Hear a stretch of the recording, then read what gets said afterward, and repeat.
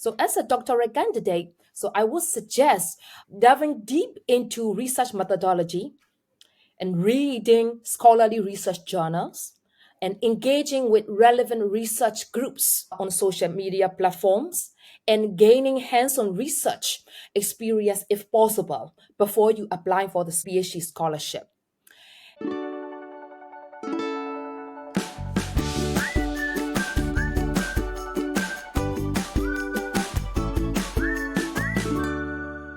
Hello and welcome to Tea Leaf English. I'm your host, Thu, and today I've got a special guest. She is Teacher Thet Oo Khine. She's the co-founder of Edulingo, and she's currently doing a PhD in Budapest. Hello, Teacher Thet. Hello, Chatu. Thank you so much for your kind invitation. I'm so honored to be here, and I can't wait to share my English language learning journey and my experience of applying for scholarships. Thank you, Teacher Thet. So can you tell us a little bit about your current role? Okay.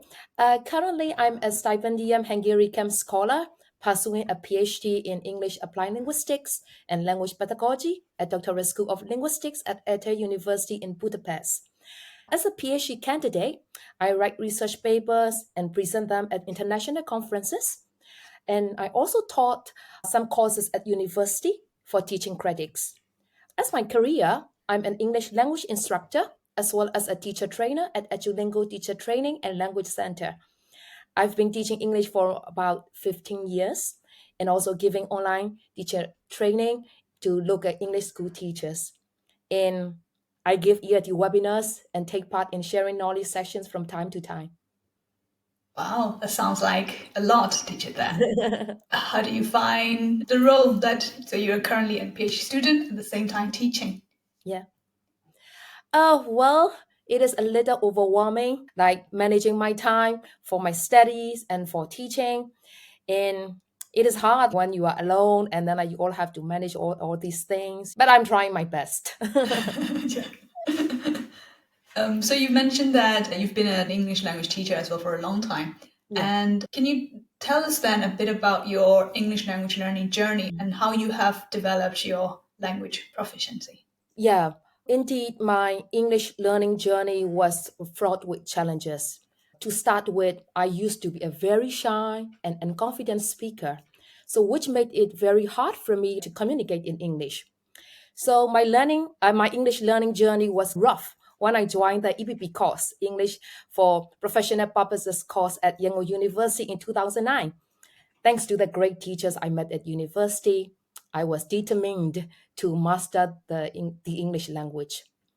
Actually, the course was quite demanding. Teachers used the English language in the classroom all the time, asking us to do a lot of tasks, activities, and discussions in English.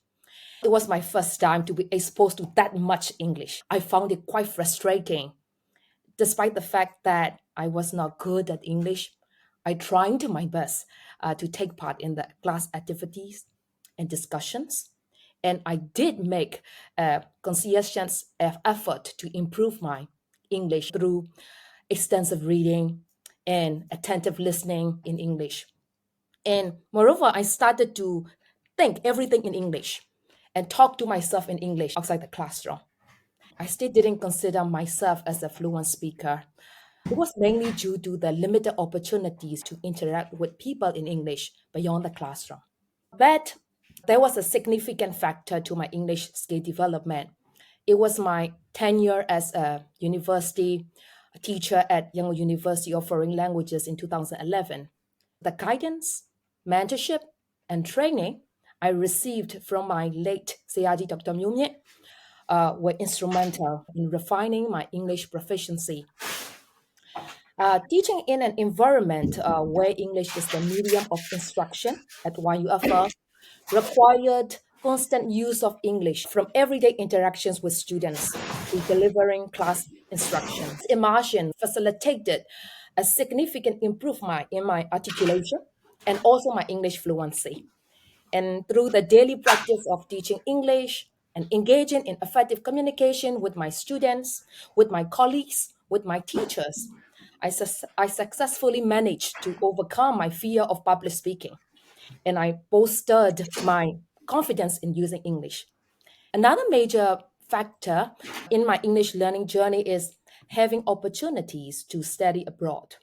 Having won scholarships to study in Singapore and in US, I familiarized myself with the language a lot more by using it on a daily basis and having more exposure in English speaking environments. So, in other words, I built my confidence. I was more confident in using English. So, that's pretty much it. From what I have heard, I think you try to combine doing self study and Yeah, also attending courses to get more exposure and then to get more feedback from teachers. exactly. Yeah. So, the thing is that you also need an environment where you can practice English. That is very important. Back in the days, we didn't have like much exposure or we didn't have much chance to practice English outside the classroom.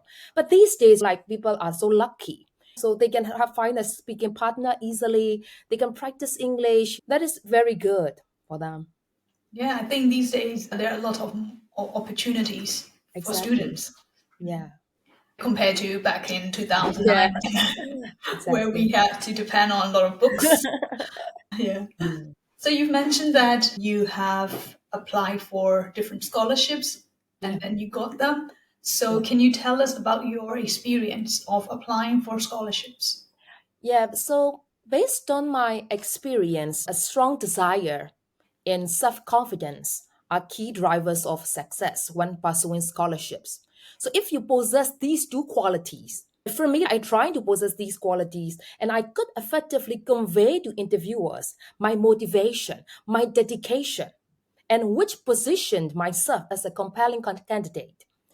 And additionally, thorough knowledge in your field. Like for me, I'm a teacher. I know that teaching theories and methods in preparation for written tests and interviews, and also the ability to understand the interviewer's perspective. So you try to imagine yourself in their shoes, right? And if you can convey their expectations, so that is very crucial. So I always demonstrate my confidence, articulate my aspirations, and showcase my capabilities during the interviews. And one more important thing is the ability to skillfully answer questions during the interview. You need to emphasize your strengths. You need to ensure clarity in responses. So these are vital to success. Equally important is writing unique motivation letters, cover letters, statement of purpose, and application forms. These documents should reflect your experiences, your future plans, and your potential contributions to the society. I would suggest allocating ample time to prepare these materials and seeking inspiration and guidance from sources online. But it is still important to maintain the authenticity in your writing. So you mentioned about writing like unique motivational letter or a cover Yes. letter. Yeah. Can you tell us a little bit about how you Mhm. started planning and how you maybe brainstormed or what was the process like? Okay. So the thing is that like, I started reading some very good motivational letters that I could find online. And then I learned their style. I look at their structure. I try to seek inspiration and guidance from those essays. And I'm trying to adjust it and how I could put my ideas in my motivation letter. So I have to mention my academic background, my motivation, right? But how I could structure it, how I could make it interesting and attractive to the readers. So that is how I do. I started reading and then I write a draft, okay, and then I read again and trying to make changes. That's why you need to allocate ample time to do that. You cannot just write a motivation letter in an hour or two. So that's a good point. So you try to look at what other Exactly. people have written. And can I just add one more question in that? Oh, of course. Go Yeah. ahead. So what about when you try to write the letter? How did you decide which part is important to include? So I'm sure you've got a lot of experiences in your life. Mhm. So how did you decide this experience or I would include this in my letter? It is hard to say. I think it is my instinct. And I looked at it and I thought that it is a good writing. You need to be authentic in your writing, right? If not, that is plagiarism. So you cannot copy ideas from other people. Yeah, I agree with you. I think showing your authentic voice or your Yeah. true, I'm not sure how to put it, your true desires or motivation, like how Yes, strongly motivated you are. that's true. Thank you. I think those are some of the useful tips and advice. Do you have any other tips and advice for applying for Um, scholarships? That is pretty much it. Those application letters must be impressive. That is the very first step because they look at your application letters, they look at your motivation letter. Only then they select you to take part in the interview. So that's the very first step. And then, like, if you pass that step, then you start preparing for the interview. And I already shared some tips what you can say or what you can share during the interview. Yeah, thank you, teacher. That they're very useful. Yeah. Now, you mentioned that you are doing the PhD now. Yeah. So, can you tell us a bit about your PhD experience? Yeah, as I mentioned earlier, it was overwhelming, right? Especially for people like me who have limited research skills and experience conducting systematic research. Because PhD is more about doing research and writing the dissertation. So engaging in coursework is enjoyable, right? You take part in the lively class discussions, listen to diverse perspectives from international students, right? But the demands of producing high quality research papers for assignments, participating in research conferences, conducting data collection, data analysis, that those can induce considerable stress. So as a doctorate candidate, so I would suggest delving deep into research methodology and reading scholarly research journals and engaging with relevant research groups on social media platforms and gaining hands-on research experience if possible before you apply for the PhD scholarship. And additionally, it is important for you to identify your area of interest and explore related papers and develop a well-structured research proposal. So those are essential. So such a research proposal should outline the research gap. So when you read the research paper, you will see what is missing.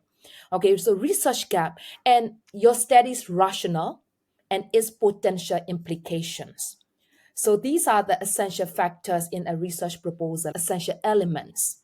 And you need to provide a clear description of your research methodology, and you need to justify methodological choices, selection of participants, and data collection instruments. So if you include all these elements, so your proposal will be great. And another valuable tip I like to offer is to proactively seek out a supervisor, and familiarize yourself with their published work and their research interests. It is wise to contact and inquire about their availability early on, as most of the supervisor they have a restricted capacity for taking on students every year. So when you reach out, to them by email, I would recommend providing a concise overview of your research plan rather than sending a lengthy research proposal that you prepared. The reason is they might be bombarded with emails every day and occupied with diverse responsibilities. So I hope that these suggestions will be somehow beneficial to prospective PhD candidates. Thank you. Yeah. So, you mentioned about writing a research proposal in your Yeah. first tip. Can you tell us how, say, for example, how did you get the topic that you're interested in? And how did you go about it? So you mentioned about writing Yeah. research methodologies as well, including Yeah. that. And so for you, maybe first tell us about your PhD topic now, and then tell us Okay. how you got that topic. Okay, so actually, like in my research proposal, the area of interest is the same. It is teaching vocabulary or vocabulary learning, vocabulary development of EFL learners. But then after learning like all these research methods and theories, and then I changed the way I view my topic, and then also I changed the topic a little. So now my topic is dynamics of academic vocabulary development of EFL learners in Myanmar, and it is a longitudinal multiple case study. Since it was hard for me to find participants while I am away from home country, so it would be a good idea for me to choose only like a few participants and then going deep down. So when I started the research proposal, I knew which university I would like to apply for because this is the top. This is the best university in Hungary. And then there is an English program and they have got very good reviews, very good feedback. So I decided to apply for this program. So I have that in my mind. And then I started to look at the supervisors, available supervisors on the website. And I looked at their research interest.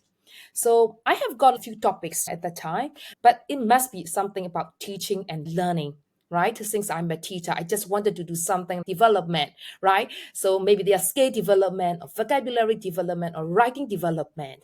So I tried to contact a few supervisors and I prepared short summaries for each research proposal before I write a lengthy research proposal. So I contact them via email and I mentioned like what I would like to do for my research and how it can help or it can contribute to my career development. Then I got some emails, I got some replies, and some supervisor they didn't even reply. So I just decided to go with the ones who replied to my email. One of the supervisors, she is a very smart, professor, and then she had research interest vocabulary development. So I decided to go for it. And then I started reading more about vocabulary development, trying to identify the research gap, what I could do, what was trendy at the time in research. And then I prepared a good research proposal with all the elements that I mentioned to you. Wow, sounds like a lot of work as well. Yeah. How long did that take you to do that process? To Oh, write the research from finding the university to writing the research proposal? I think almost a year started the preparation until I got selected for the scholarship. Yeah. For that, if I recap your process, first for you is because you started with the university. Which Yeah, university? Then you looked for the supervisors. exactly. And then Yes. you also looked at their topics, their research interests and topics. And from Yes. there, you got the topics you are also interested in. Yeah, And then you read about it. And then you wrote the research proposal. definitely. In terms of scholarships, how did you find that particular scholarship? Oh, actually, there were very limited PhD scholarships available to teachers in Myanmar. So I didn't have a lot of choices. And Europe was my dream place to live in and to study. And I'm crazy about traveling. So I decided to go for Europe. Before that, I got my Fulbright Further scholarship. And then I didn't really want to study in the US. It was stressful. And then traveling was not that easy and it was costly. And I wanted to go to Europe because I have never been there. So that is one of the reasons. And then it was a full scholarship. But in the US, it was so hard to find the full scholarship. But there are like teacher assistantships and stuff like that. But still, it was not as easy as full PhD, full scholarship. That was one of them, like Hungaricum scholarship. And they are like Hong Kong scholarship and Taiwan. I just prefer Europe. So Congratulations for getting that oh, thank scholarship. you. Do you have any other tips and advice then for anyone who wants to apply for or wants to pursue the PhD program? Yeah, the thing is that like you need to know which country or where you would like to study because PhD is a long journey, especially at least 4 or 5 years. So if you don't like the country or don't like in which you are studying, you might not enjoy your life because happiness is important too. So, for example, I'm a city girl. I just want to live in a big city. So I wouldn't be happy if I had to study in a small town or small city. So I need to make a choice. I needed to make a choice. So where I would like to study. Okay. So this university is in Budapest. So that's the capital city. It's big, it's beautiful. I can go anywhere easily. So that's the thing. So you look at all the scholarships available to you, okay, and especially like in terms of your research interest, your topic, your subject, and then make a wise decision based on your lifestyle, based on your interest. Yeah. So it sounds to me that for you, you made the decision based on your priorities. Say, for example, one of your priorities is it depends on the country, for example. So then you would make decisions around that. And for some other people, it might be different. Say some people might actually prefer to be in small town, then they could make decisions around that. Or some people may decide based on their interests. For them, they might be like, I want to do in this field, Yeah. then I have to find scholarships or countries that I can do. Mm.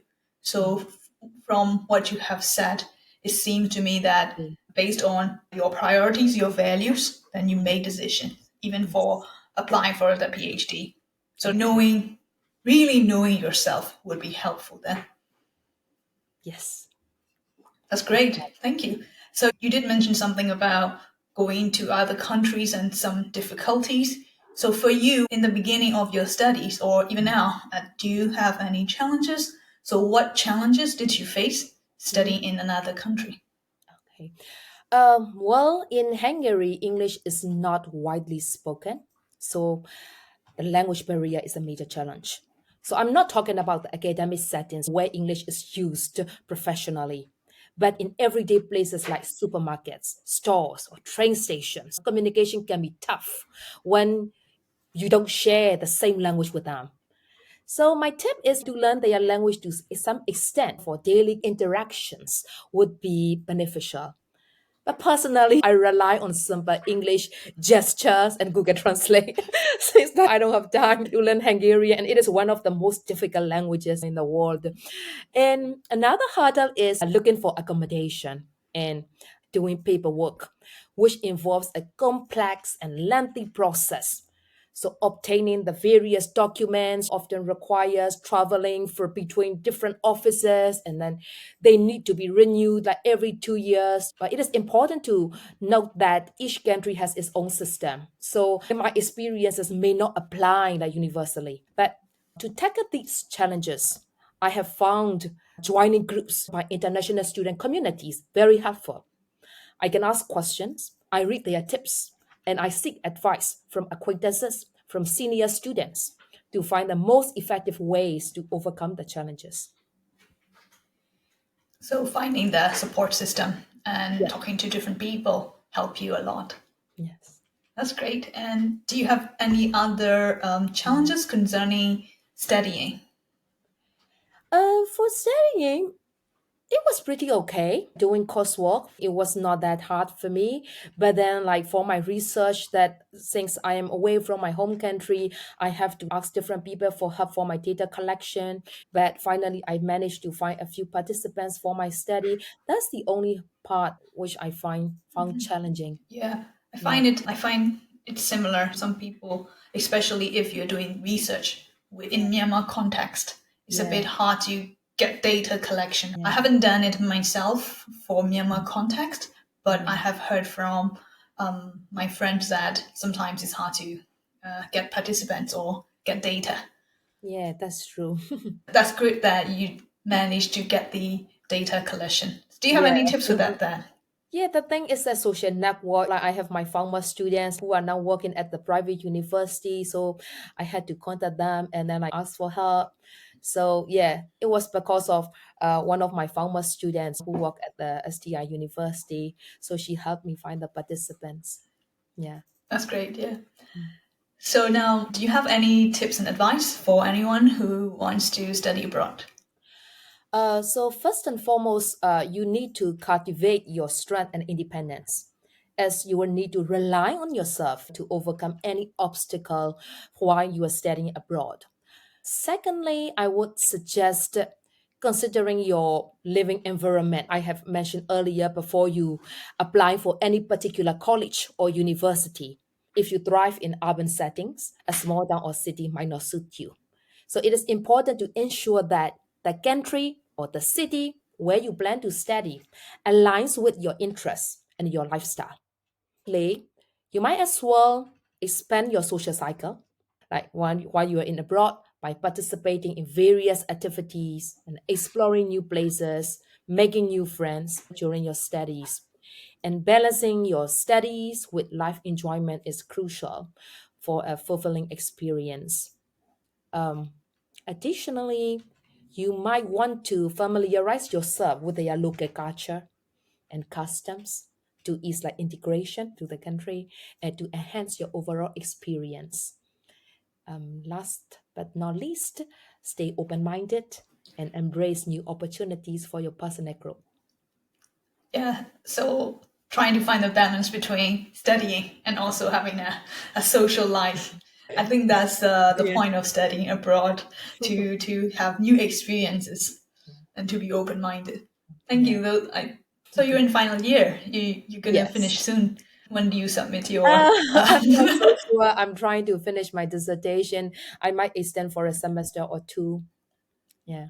But I hope you finish soon Thank and you. share your PhD paper with us and Yeah, yeah, with a wider community. exactly. I would do that. Thank you, Teacher Thet, for giving me your time. Thank you Oh, so much, yeah, for your yes. invitation too. And I hope to see you soon then. Okay, see you. See you. Bye bye. Bye.